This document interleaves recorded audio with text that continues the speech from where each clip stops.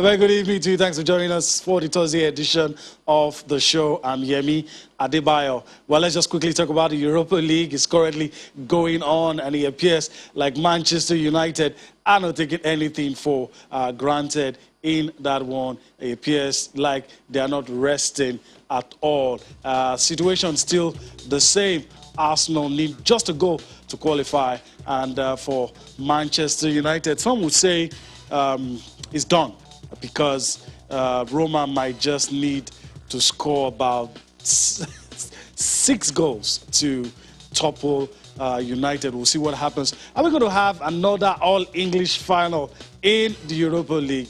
We'll see. Fingers crossed. That's how we'll start the show tonight. Thanks once again for joining us. And trust us, on a day like this, we would always revert to the Europa League if there's something to tell you. And I promise that we're going to be your eyes and your ears in both venues, in Roma and, of course, at the Emirates Stadium, where Arsenal is battling for survival in the Europa League, the only chance of the silverware for the Gunners. All right, let me give you a quick rundown of what's to expect on the show tonight. We're going to be talking about the Olympics. We'll continue with our countdown of the Tokyo Olympics. We'll tell you the number of days to go and some of the things you need to know. We'll also tell you how countries are preparing for the Olympics.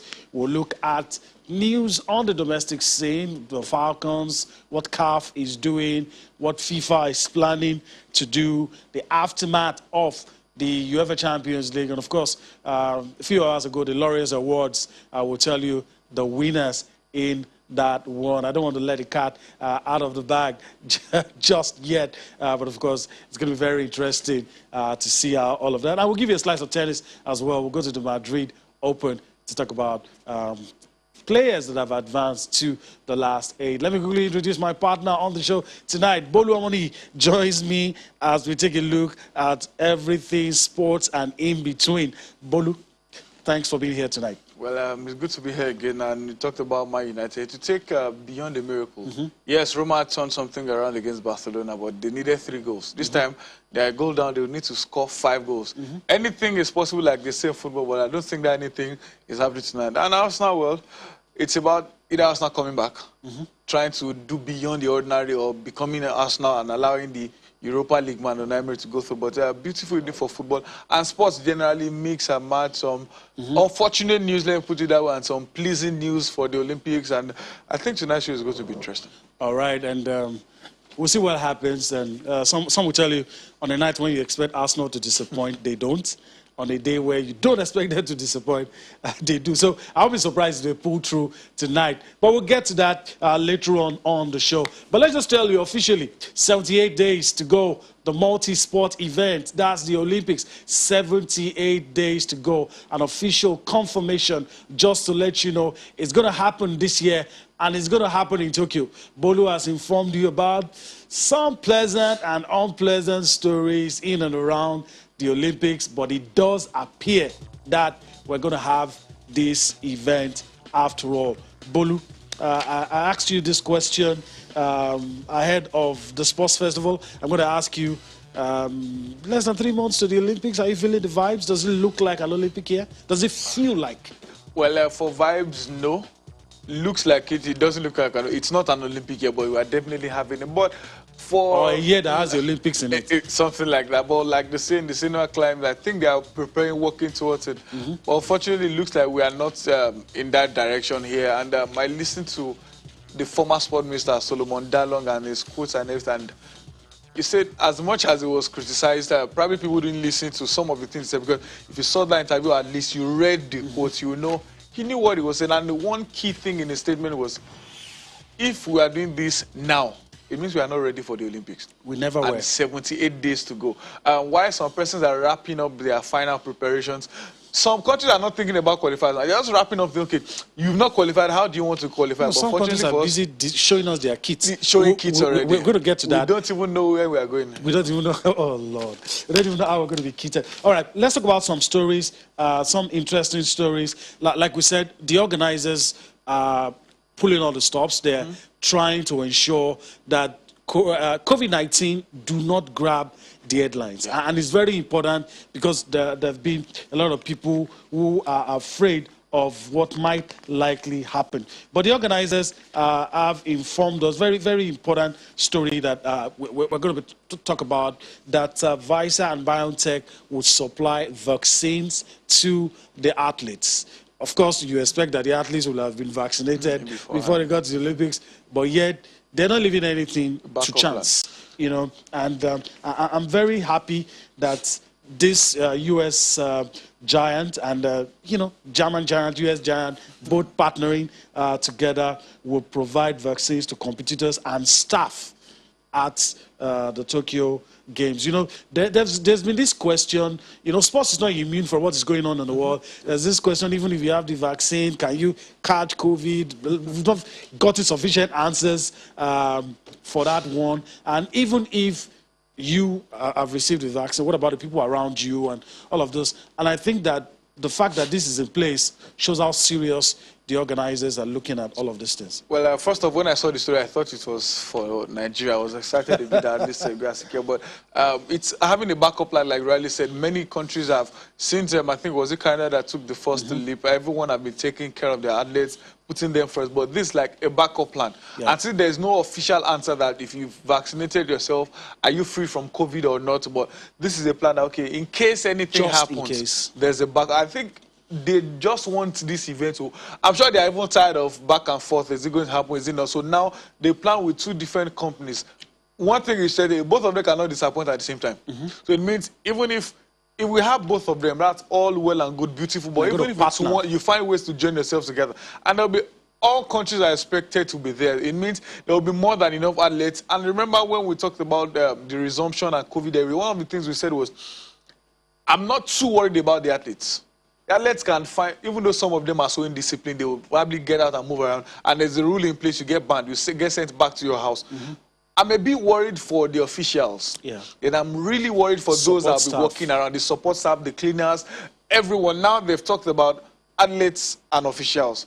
I'm sure before we get closer, you get talks about other support staff as well. And I also think we are hearing all of this because some countries have refused to put their athletes on the priority list. That because you're representing us doesn't mean we'll bump you forward. Just wait in line like others. Some have changed their stance, like South Korea didn't wait vaccinated. I don't know about Australia yet. So I guess that's why Tokyo are thinking of this right about now. Well, that's the safest thing, actually, because some countries may, you know, sometimes we have a mind of, well, since they have their own already, let's just relax. The truth is, the Olympics is big. There's no matter how you look at it. Remember in South Korea, as a young guy, you must do, I think, national service, serve in the military before 24. But you have exception. The exception is not that you used to do something. I think like Song Heung-min did, I think short service. The only way you can qualify for short service if you want something like a gold medal at the Olympics for your country. It shows how important the Olympics is. So everyone sees it as a big deal. Then if you can represent your country at the Olympic Games, no matter what you are doing, you are meant to be respected. So that's how they feel. If you still think, yes, but one thing is sure, everyone is important, every citizen, an athlete or not. So if some countries still feel we are not ready, don't worry, we have a backup plan.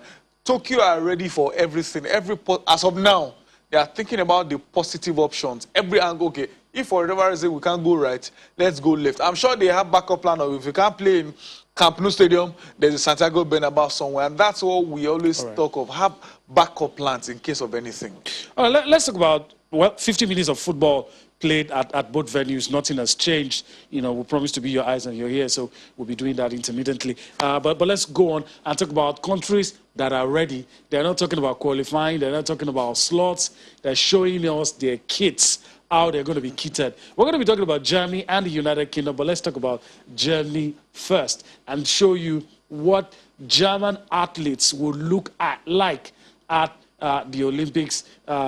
Their colors, their everything, the message. I mean, Bolo, I don't know about you. You envy these guys. I mean, a lot of work put into, you know, their costume, what they're going to look like, how it's going to reflect the values of their country, and also taking into consideration the events that these guys will participate in. I mean, it's just attention to detail. This is what we do is, at least, I'm talking for Super Eagles now. The last two unveilings, they just want to get some players. There was the time they launched one in the UK, the time they launched one in the US, and you'd be like, I know, even if it's a big, if the market is bigger, that you should respect your country for us to do it. And look at what this is not like a regular unveiling of clothes. This now is supposed to be a competition. Believe me, if maybe the USA want to come up with that also, you could see some.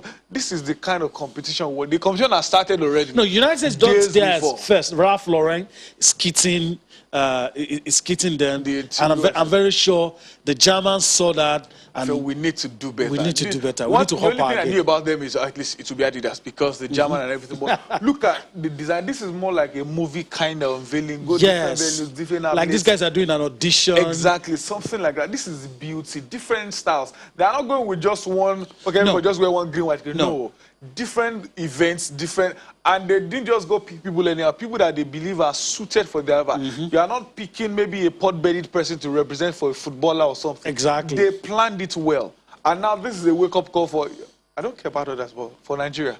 It means there's nothing special in this thing if you put your heart to it. It can be done. It can be done. And look at the smiles on their faces, the Germans. All right, let's take a look at another country who went a step further just to show us what they're doing.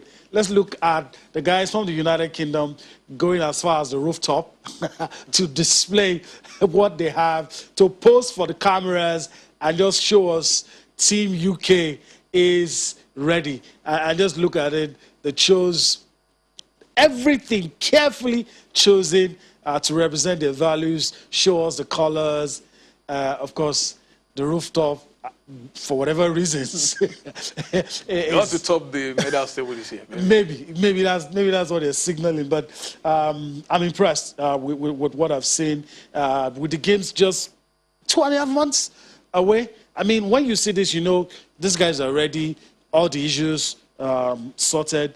We hear that design features contemporary representation of the Union flag incorporated with inspiration from the host city, featuring intricate Japanese iconography. Wow. I mean, a lot of these details, not somebody just wakes up and put green and white together and labels. You know, we need to be more thoughtful. One of the things you read and one of the things you said earlier was colors. Yeah. I've been, should I say, disappointed a bit in the last few years, the colors of now focus on Super Eagles jerseys, not designing around the colors. Sometimes I ask myself, what's the green of Nigeria? White is white any day, but the green itself, I'm not even sure anyone knows the green for Nigeria. We see different shades of green. Look at what these guys are doing, similar to the Germans. Their colors are reflecting in their kits, and it means no matter how much they want to think about Tokyo, having Japan, where they are still thinking about the color of the nationals, and that's the beauty. So if you see these guys now, you don't need to be told twice. Can they say, oh, this is Great Britain. This is UK. When you saw the Germans, you can say, oh yeah, this is German. This is what we want. I don't want to see the Team Nigeria kit. You see lemon, you see green. No. Let's have our color, no matter what design you know, it has to be unique. I don't want to see Nigeria and start thinking, oh, is this Mali? Is this Niger? Exactly. I don't want to start thinking like that. Is this Senegal? You know, it has to be unique. And a lot of people will say, okay, these guys are making, it's a trivial, it's mundane, you're making, but it shows, like you said, and I agree with you, it shows the state of preparedness. These guys, if they can unveil 78 days, it means they didn't start planning now. At all. It's been on for a while. I won't be surprised if it's been on even since last year, planning for the Olympics.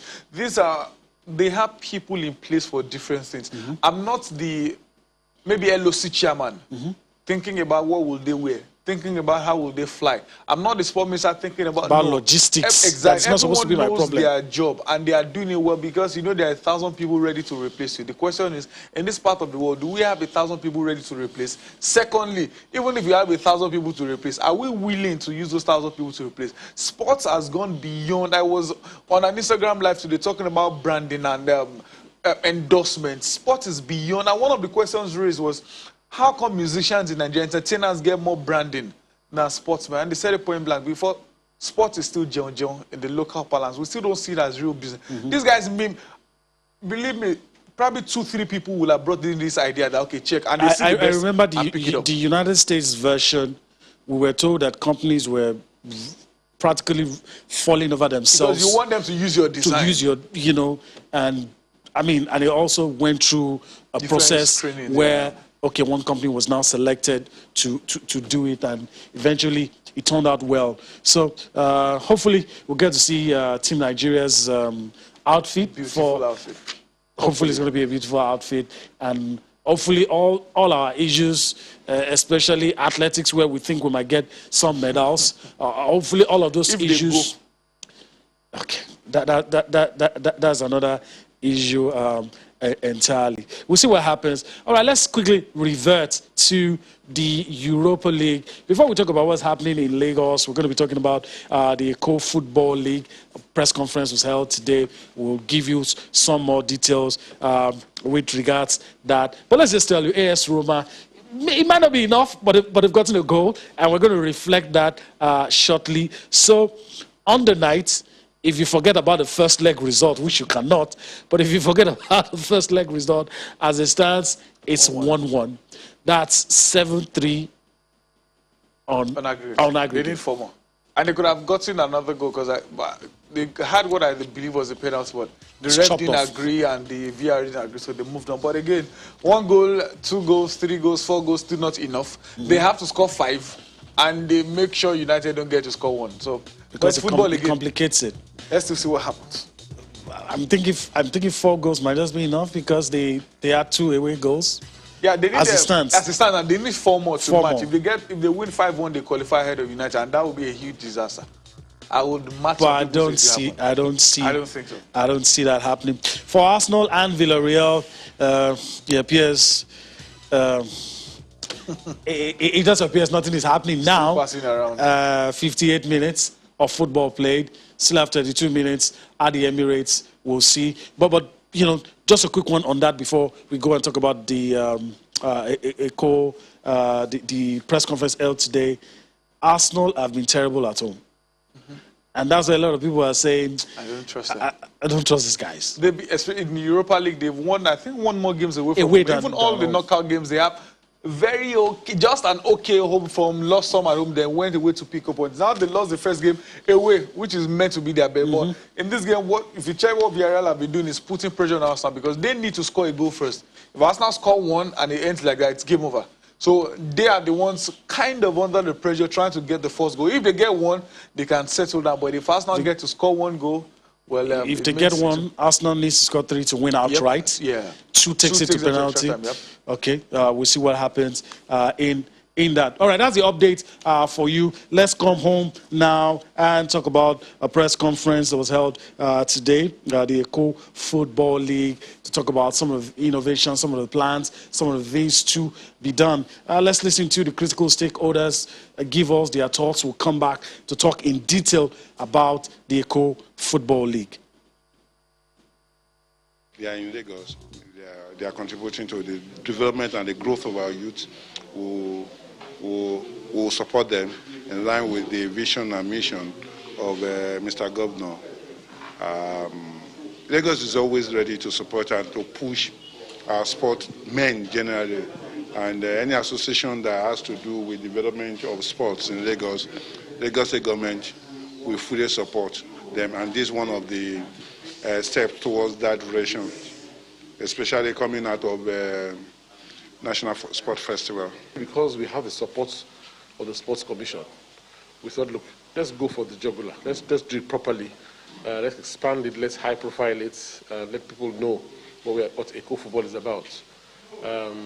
And we've been talking about doing this. So we noticed that since we've been talking about it, a lot of other states have already jumped on the bandwagon and have been doing it. But when Eko Football comes out, they will know that this is how a state league should be run. Of course, we will galvanize people, not only people who have been, we've been starved of football for a long time.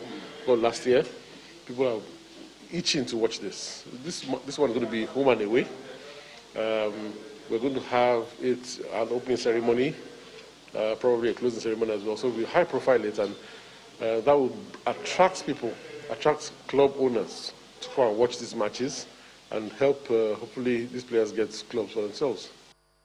Welcome back. Before we went on a break, you listened to some of the critical stakeholders talking about innovations for the Eko Football League, things to be done, and plans for the future.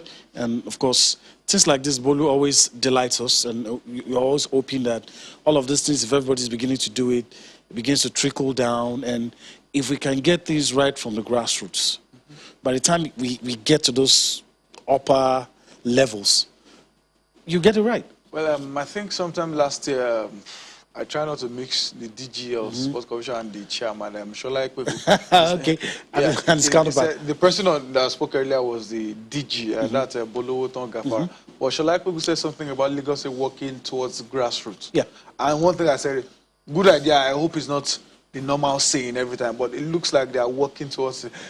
One of the things events like this will do is, you may think nobody's watching, but there will be scouts everywhere. Yeah. I saw a video of one of the small boys at the Lagos MPFL La Liga under 15 provinces, and the boy's video was everywhere. What happened? He had the probably perfect positioning to keep himself onside, and he took the entire defense upside down, plus the goalkeeper and everything. Yeah. People were comparing to JJ. That's what those events will do for you. People are watching. They may not say a word. Yeah. So I think I like the idea that they want to bring it up. But my worry for anything underage young guys in Nigeria, I hope they won't bring men that will say they are 17. So And this desperation to win, to always want to win, yeah. it's one of the problems. It's not peculiar to Lagos. It's a Even problem Nigeria, in this part, because Africa. a lot of people see winning as a ticket out of financial problems. So even if it is 5 aside, 3 aside, Just win. you know, And there's more to underage than and winning. even from the very top, you are seeing people being aided to, you know. But I'm very happy. And you talked about sound bites off camera. I mean, when you listen to anybody from the Lagos camp, you could almost word for word know that they're going to tell you about grassroots and all that. And I'm hoping that in a few years we begin to see the results of these things, not being desperate, not wanting to actually build from the bottom up. Because I'm of the view that if you jump up, you come down. You come down, definitely. But if you climb up, there are chances you stay up. Even if you are climbing, there's a way you pass, so it's easier together. And in 2 years... And in case you fall down, you remember how you climbed you up, go up, and you but if get you jump, back. there's no other option.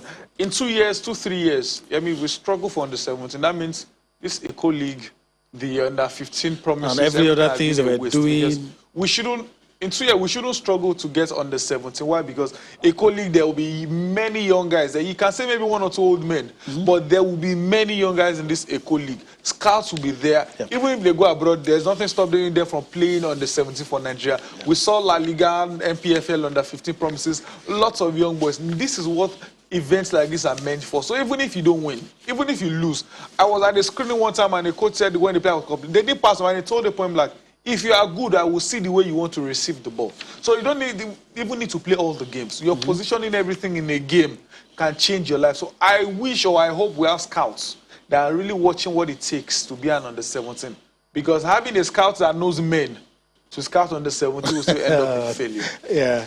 All right. So let's move on the show. And of course, we'll revert. Let's go back to Europa League and I don't know. It's too early to say. Roma scored, and some people were hoping that penalty stood because if it did, it would have been a different story altogether. But as it stands, Roma 2, Manchester United 1, and they still just need 3 goals with 22 minutes of football to be played. I don't know. They did against Barcelona, but Manchester United are definitely not Barcelona. But for Arsenal and Villarreal, it appears like it's Villarreal that is even stopping the Gunners from playing football. That's the best thing they can do, because if Arsenal score, Arsenal can just sit back and defend everything. So, like I said, Villarreal are pushing to get. If they get 1 goal, they can then decide to sit back. They will have to I guess all our calculation probably just ended. Manchester United have scored, so it's 2-2. So that's it. Thank you, guys. So it's just 2-2. I don't see any upset on the cards. I think I can safely say they will have to score 4 now to get the extra time. And I don't think that's going to happen. Not today. In 21 minutes. Not today. Not today. Definitely not today. But stranger things have happened in football. We keep monitoring to let you know what's happening, but we can safely report that in the game at the Emirates, it's still goalless. But the one in Rome is producing goals are plenty, and surely there will still be some more goals in that game. All right, Bolu, let's leave the Europa League for a while. We'll get back to it. Let's talk about some heartwarming news that we received about the Super Falcons. And Super Falcons will feature in the four-nation tournament, summer series, along with world champions, United States, Jamaica, and Portugal. It's going to be in June. It's going to be played in Texas. And anytime in women's football, the United States is mentioned in the same bracket with the Super Falcons, I'm happy.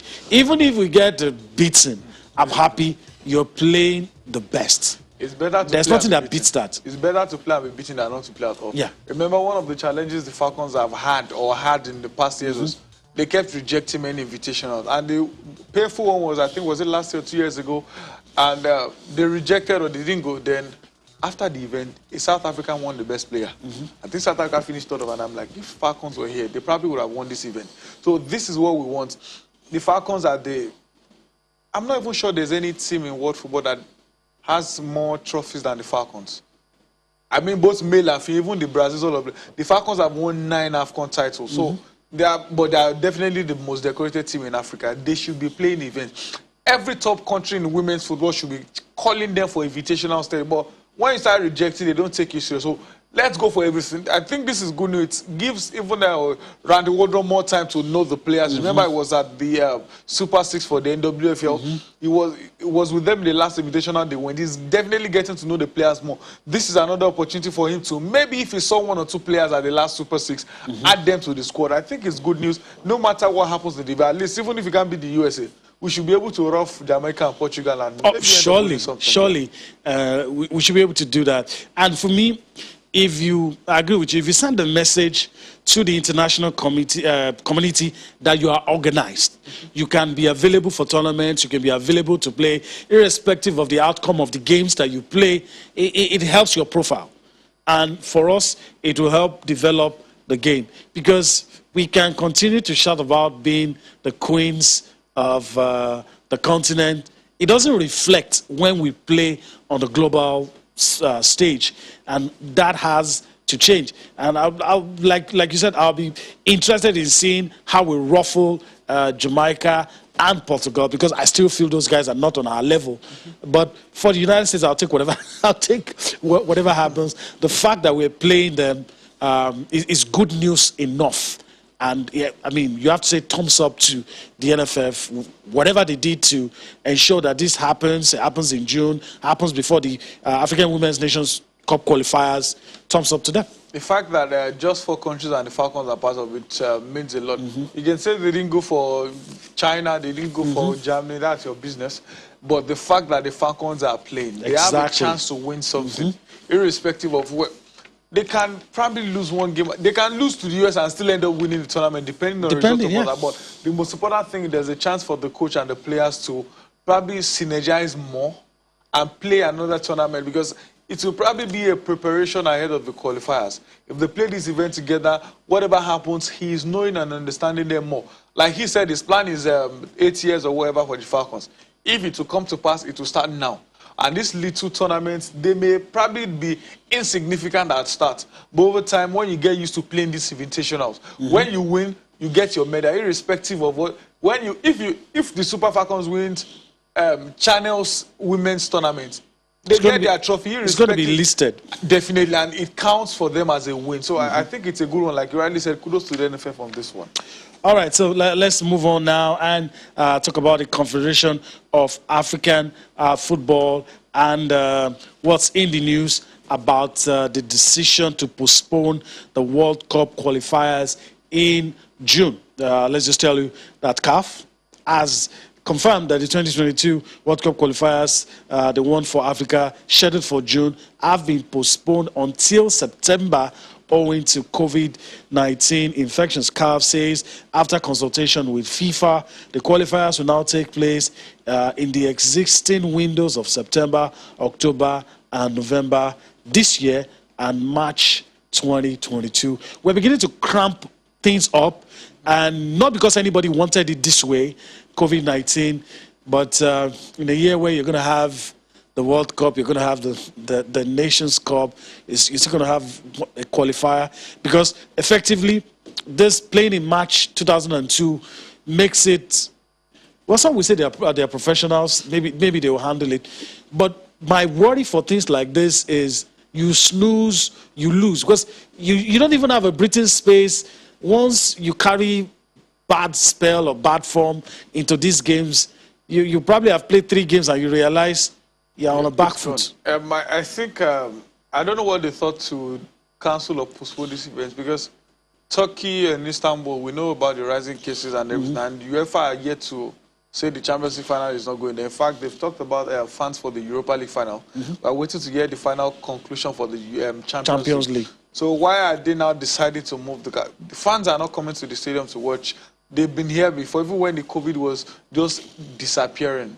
Players came to Africa, they played games. They played games in, I think, November or October or November. They played games this year and nothing happened. So I don't know if it was CAF that suggested. The reason is CAF says they are reassessing their processes to enhance implementation of COVID-related protocols, including specifically focusing on pre-match testing. And you realize some countries, although none has been proven, but some countries weaponized Just look at these testing issues. It was weaponized. Somebody suddenly has COVID, then he comes back to his own country test and doesn't have COVID. Then why can't CAF have their own medical persons to do for... To take it over from the countries? Yeah. Since, or hand it over to the WHO. Hand it over to them. Like what they do is, exactly, can use the WHO to conduct the test. It's not every day. So it's not just for the home side to just say... not for the home side to decide, because we've seen it before. It even happened in CAF Confederations Cup, I think, for Rangers and Enyimba. So they could have found option. If that's the only excuse, believe me, except they don't do COVID test again in November when they come back. If they still do it, happen. And the same persons are the ones in charge, the same thing will happen. Why not have your team? How many games do you play? Not all countries will be playing the World Cup qualifiers. Even if it's all countries, have your team in place in those places. Set it out. Okay, well, maybe they don't want to pay money. But if that's the only reason for the fake testing and everything, I think we'll still come back to just take it over. Just take it over. They can't spend more than 2 days in the nation, because when they get there, do it and move on. Another issue that has generated a lot of talk is bad pitches. Some pitches we shouldn't be seeing in African football. And I'm thinking that CAF probably should have put out something on that as well. They should have found a way to sort this out. We know when it rains, some pitches, but even when it's not raining, some stadiums should not be seen. And that could be weaponized too. Some countries do it. Yeah, just bring your players, train more on that bad pitch. And imagine Osimhen, Iheanacho and Co playing on what is called a beautiful grass for their club side. They come to Nigeria. We have good pitches. I saw a picture of the national stadium in Abuja. Beautiful, tough and everything. Then they take them to where they play on both grass and stones and everything. So if a stadium is not worth it, tell them point blank it's not worth it. If they can't play in any neighboring country, they don't have to play the qualifiers. But again, we see it all the time. And we complain even about home side deciding timing. You should plan your competition, not the home team planning timing and schedule for CAF. All right. So, although in fairness to them, they've been doing inspections and clearing some stadiums for use. I'm just wondering if you've cleared some in Nigeria, we don't want to see in other countries some that are not pleasing to the eye. Okay. All right, so that's it. Let's move on. Bolu talked about this earlier, so let's just quickly take this out of the way. The UEFA Europa League, UEFA has confirmed that about 9,500 fans will be allowed to attend the Europa League final in the Polish city of Gdansk after getting the green light from local authorities. You know, this is a big issue, even with the European Championship. UEFA is waiting on some countries. Some countries are saying, we can't give you the green light to bring fans. We are not sure of what is going to happen. I think Dublin and Munich are those two cities giving them issues for now. But the Polish authorities have said, okay, we can do a certain percent and ensure the safety of everybody.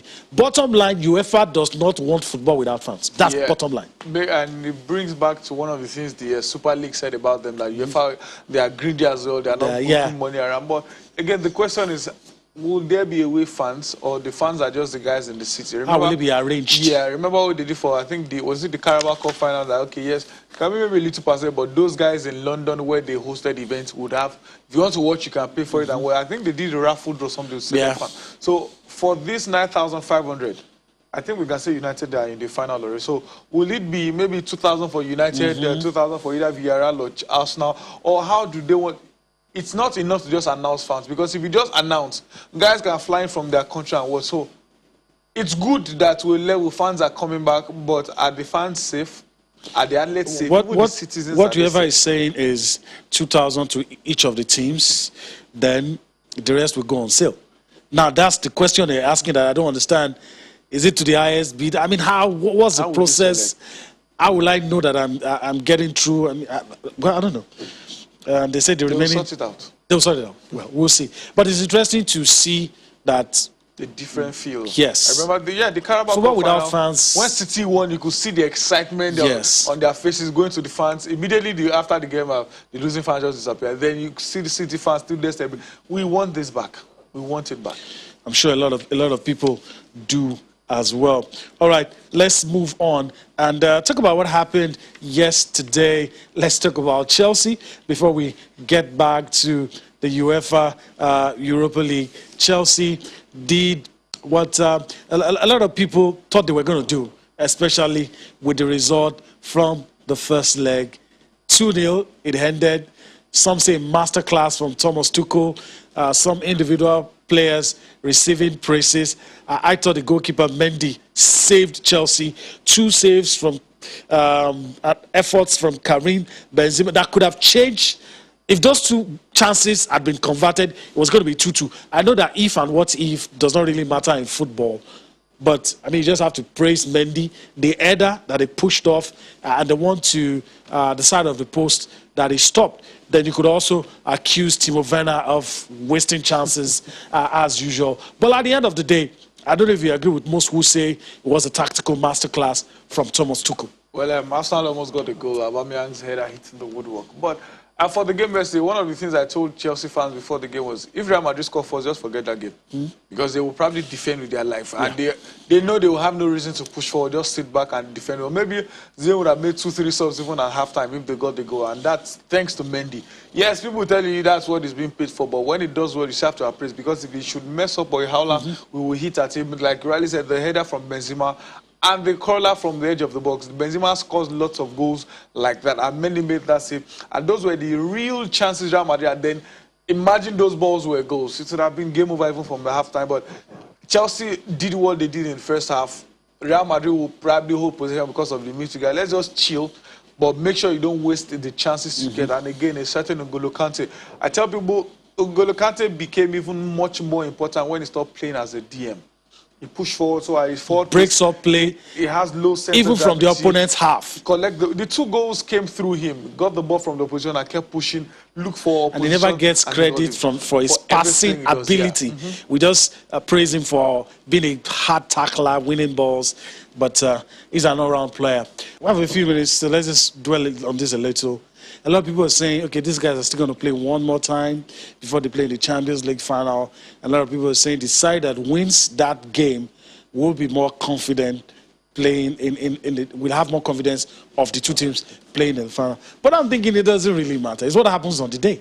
And you look at Palace, you know, follow. Because I won't be shocked, City will probably come up with young boys. Not young boys, his second string team. They like the guys that played at the weekend.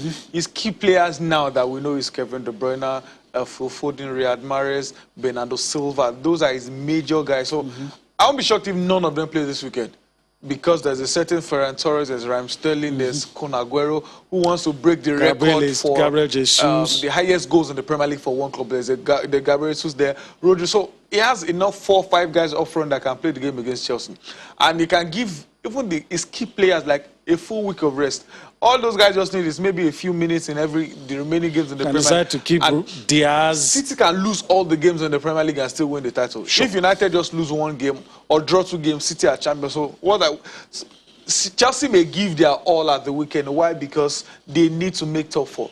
Winning the Champions League final is not sure. Okay. But City may just do all the possible gamble they need and move on. Now, probably it's mind game sometimes. When their second string team play against the first team of Chelsea, depending on how those guys, the second string, hold Chelsea, he will know how to plan better for it. So tomorrow, the weekend's game does not really matter. Right. It is what happens on the final day that counts. And you see a lot of people cautioning Chelsea fans, playing in the final is nothing until you win it. Until you win, yeah. So you have to win it first. All right, that's just word on the street. Okay, let's move on. Let us just quickly show you what's happening in Europa. Roma fighting very hard, but a little too late. It's 3-2 now. Just 3 more goals. What can it happen? Just a few minutes to the end of the game. As a matter of fact, it's 90 minutes, so just a few minutes for injury time. And so it appears like Arsenal will not be able to come up with the goods because it's goalless. 89 minutes in that one. That's it. It's going to end this way. The game, Manchester United AS Roma, has ended. 4 minutes of injury time. Arsenal still yet to score. That's how we wrap things up on the show tonight. Bolu, I want to thank you for your time on the show. Hopefully we'll do this again next week. Yeah, sure. Let's go be around. All right. So that's the show. We're back here again next week. Take you on a trip across the money-spinning world of sports. I'm Yemi Adebayo. Bye-bye now.